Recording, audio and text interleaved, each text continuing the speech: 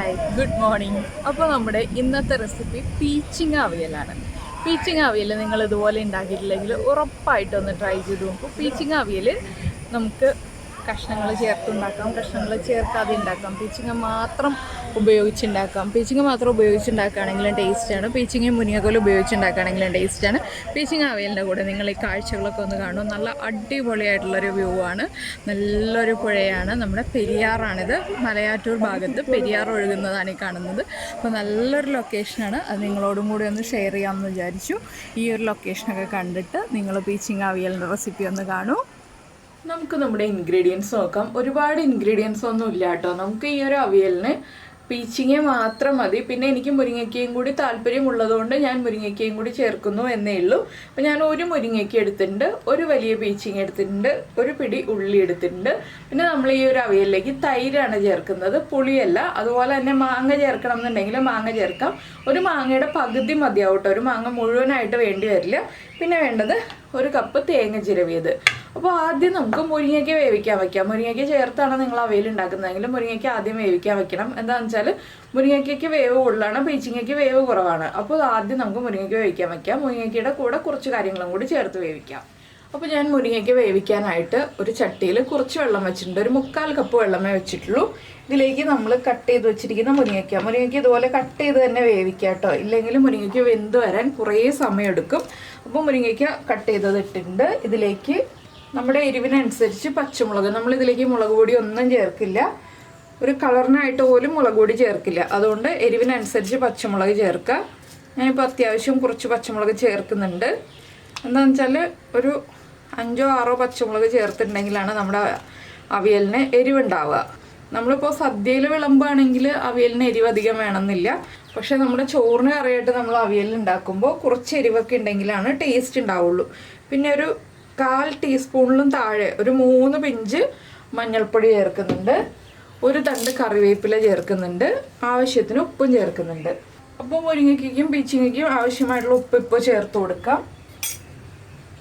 ഇനി ഇതെല്ലാം ചേർത്ത് ഒന്ന് അടച്ചു വെച്ച് കുക്ക് ചെയ്യാം. മുരിങ്ങയ്ക്ക ഒരു 3/4 ഭാഗം കുക്കായി കഴിഞ്ഞിട്ട് മാത്രം പീച്ചിങ്ങ ചേർക്കാൻ പാടുള്ളൂ. ഇപ്പോൾ പീച്ചിങ്ങ ചേർക്കരുത്, പീച്ചിങ്ങ വെള്ളത്തിൽ കുഴഞ്ഞു പോകും. പീച്ചിങ്ങയിൽ നിന്ന് തന്നെ വെള്ളം ഇറങ്ങി വന്നിട്ട് കുക്കാവുന്നതാണ്. അതുകൊണ്ട് തന്നെ പീച്ചിങ്ങയ്ക്ക് വെള്ളത്തിൻ്റെ ആവശ്യമില്ല, പീച്ചിങ്ങ ആവിയിൽ കുക്കായിക്കോളും.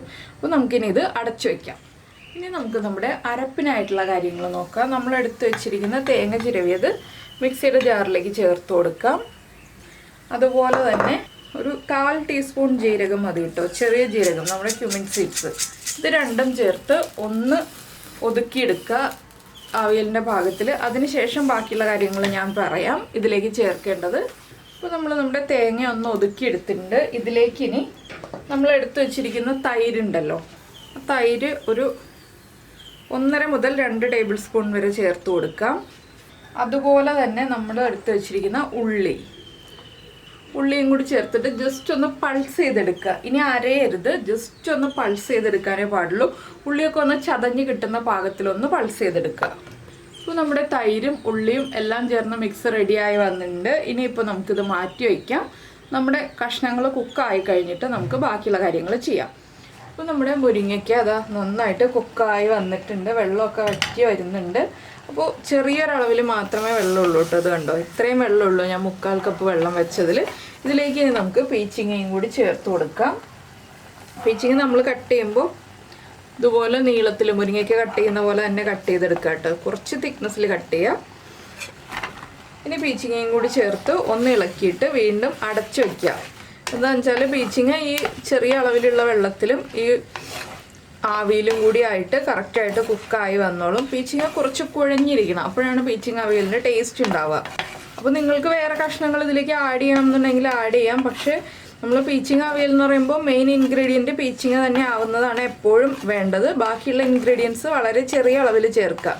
അതുകൊണ്ടാണ് ഞാൻ മുരിങ്ങയ്ക്ക് വളരെ ചെറിയ അളവിലെടുത്തത്. ഇനിയിപ്പോൾ നമുക്ക് ഇത് അടച്ചു വയ്ക്കാം. വീണ്ടും ഒരു 5 മിനിറ്റ് അടച്ചു വെച്ചിട്ടുണ്ടെങ്കിൽ നന്നായിട്ട് കുക്കായി കിട്ടും. മൂപ്പ് കൂടി പീച്ചിങ്ങ ആണെങ്കിൽ, മൂപ്പ് കുറഞ്ഞ പീച്ചിങ്ങ ആണെങ്കിൽ ഒരു 3-3.5 മിനിറ്റൊക്കെ അടച്ചു വെച്ചാൽ മതി.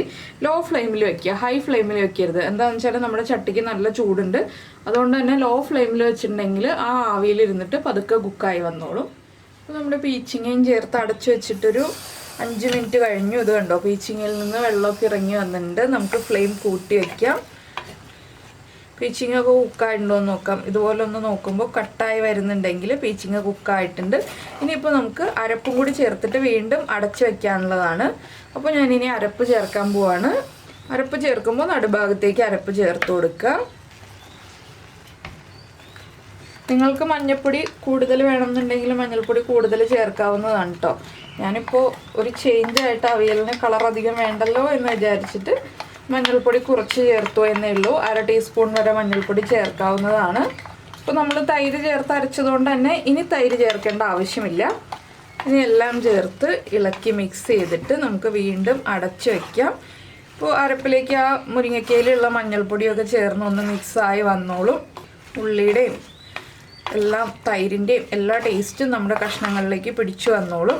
അപ്പോൾ വളരെ സിമ്പിളായിട്ട് ഇതുപോലെ നമ്മുടെ കയ്യിലുള്ള ഏത് കഷ്ണങ്ങൾ ഉപയോഗിച്ച് നമുക്കിങ്ങനെ അവിയൽ ഉണ്ടാക്കാം. അവിയൽ ഇഷ്ടപ്പെടുന്നവർക്ക് ഏത് രീതിയിലുള്ള അവിയലാണെങ്കിലും ഇഷ്ടപ്പെടും, അവിയലിൻ്റെ ടേസ്റ്റ് ഇഷ്ടപ്പെടുന്നവർക്ക്.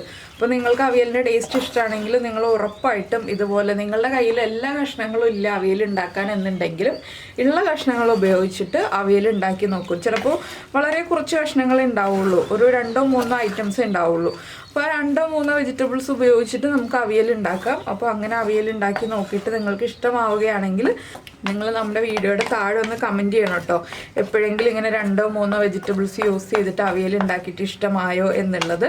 അപ്പോൾ ഈ പീച്ചിങ്ങ തന്നെ ഉപയോഗിച്ചിട്ട് അവിയൽ ഉണ്ടാക്കണം എന്നല്ല ഞാൻ പറഞ്ഞു വരുന്നത്. നിങ്ങളുടെ കയ്യിലുള്ള ഏത് വെജിറ്റബിൾ ആണോ ആ വെജിറ്റബിൾ ഉപയോഗിച്ചിട്ട് അവിയൽ ഉണ്ടാക്കി നോക്കൂ. മുരിങ്ങയ്ക്ക് ചേർക്കുകയാണെങ്കിൽ കൂടുതൽ ടേസ്റ്റ് ഉണ്ടാവും. അപ്പോൾ ഞാനിനി ഈ അരപ്പൊന്ന് കുക്കാവാൻ വേണ്ടി അടച്ചു വയ്ക്കുകയാണ്. ഒരു 1-2 മിനിറ്റ് ഒന്ന് അടച്ചു വെച്ചിട്ടുണ്ടെങ്കിൽ അരപ്പൊന്ന് കുക്കായി വരും. അപ്പോൾ ഓവറായിട്ട് കുക്കാവണ്ട. എന്താണെന്ന് വെച്ചാൽ തൈരൊന്ന് ലൂസായി വരണ്ട, ഒന്ന് ആവി കയറി വന്നാൽ മതി. ആ തേങ്ങയുടെ ചെറിയൊരു പച്ച ടേസ്റ്റോട് കൂടിയുള്ള അവിയലിനാണ് ടേസ്റ്റ് കൂടുതൽ. അപ്പോൾ ഇനി അവിയലൊന്ന് കുക്കായി വരട്ടെ. അപ്പോൾ എല്ലാവരും ഒന്ന് ട്രൈ ചെയ്ത് നോക്കാം കേട്ടോ. അപ്പോൾ നമ്മുടെ അവിയൽ നമ്മൾ അടച്ചു വെച്ചിട്ട് ഒരു 1.5 മിനിറ്റ് ആയി. ഇത് കണ്ടോ, നന്നായിട്ട് തിളച്ചുകൊണ്ടിരിക്കുന്നുണ്ട്. ഇനി ഒന്ന് ഇളക്കി മിക്സ് ചെയ്യുക. ചട്ടിയിലൊന്നും പിടിക്കില്ല കേട്ടോ, ചട്ടിയിൽ പിടിക്കും എന്നുള്ള പേടിയൊന്നും വേണ്ട. നിങ്ങൾ മാക്സിമം മൺചട്ടിയിൽ തന്നെ ഇങ്ങനെയുള്ള റെസിപ്പികളൊക്കെ ഉണ്ടാക്കി നോക്കുക. അപ്പോൾ എന്താണെന്ന് വെച്ചിട്ടുണ്ടെങ്കിൽ ആ മൺചട്ടിയിൽ ഉണ്ടാക്കുന്നതിൻ്റെ ടേസ്റ്റ് ഒരു പ്രത്യേക ടേസ്റ്റ് തന്നെയാണ്. അപ്പോൾ നമ്മുടെ അവിയലിൻ്റെ പരിപാടി കഴിയാറായിക്കൊണ്ടിരിക്കുകയാണ്. ഇനി നമ്മൾ സാധാരണ എല്ലാ അവിയലിലും ചേർക്കുന്ന പോലെയുള്ള കാര്യങ്ങളാണ് ചേർക്കേണ്ടത്. നമ്മുടെ കറിവേപ്പില ഒരു 2 തണ്ട് എടുക്കുക. ഇതുപോലെ എടുത്ത് പിടിച്ചിട്ട് ജസ്റ്റ് ഒന്ന് കയ്യിലിട്ട് ഒന്ന് തിരുമ്മി ഇതിലേക്ക് ഇട്ട് കൊടുക്കുക. ഫ്ലെയിം ഓഫ് ചെയ്യുക. കുറച്ച് വെളിച്ചെണ്ണ ചേർക്കുക. കഴിഞ്ഞു, അവിയൽ റെഡിയായി. പക്ഷേ ഇപ്പോൾ തന്നെ കഴിക്കരുത്, ഒന്ന് അടച്ചു വെച്ചിട്ട് ചൂട് കംപ്ലീറ്റ് മാറിയിട്ട് മാത്രം അവിയൽ കഴിക്കുക. ഇത്രയേ ഉള്ളൂ. വളരെ സിമ്പിളായിട്ടുള്ള അവിയലുകളൊക്കെ നമുക്ക് റെഡിയാക്കി എടുക്കാം. ചട്ടിയുടെ ചൂടുള്ളതുകൊണ്ട് ആ ആവിയൊക്കെ നന്നായിട്ട് വന്ന് വെളിച്ചെണ്ണയൊക്കെ കുക്കായിക്കോളും, കറിവേപ്പിലയൊക്കെ നന്നായിട്ട് വാടി വന്നോളും. അപ്പോൾ നിങ്ങൾ എന്തായാലും ഈ ഒരു വീഡിയോ ഇഷ്ടമായിട്ടുണ്ടെങ്കിൽ ഒന്ന് ലൈക്ക് ചെയ്യാനും അതുപോലെ തന്നെ കമൻറ്റ് ചെയ്യാനും മറന്നു പോകരുത്. പിന്നെ നമ്മുടെ ചാനൽ ആദ്യമായിട്ടാണ് കാണുന്നതെങ്കിൽ നമ്മുടെ ചാനലൊന്ന് സബ്സ്ക്രൈബ് ചെയ്ത് സപ്പോർട്ട് ചെയ്യണേ. ഞാനിപ്പോൾ ഒന്ന് തുറക്കുകയാണ്. എന്താണെന്ന് വെച്ചാൽ ഇങ്ങനെ അടച്ചു വെച്ചിട്ട് കുറച്ച് സംസാരിച്ചുകൊണ്ടിരുന്നുണ്ടെങ്കിൽ ബോറടിക്കില്ല, അതുകൊണ്ടൊന്ന് തുറക്കാം കേട്ടോ. നിങ്ങൾ കുക്ക് ചെയ്ത് വയ്ക്കുമ്പോൾ തുറക്കരുത്, ഊണ് കഴിക്കുന്ന സമയമാകുമ്പോൾ തുറന്ന് ഇളക്കി മിക്സ് ചെയ്യുക.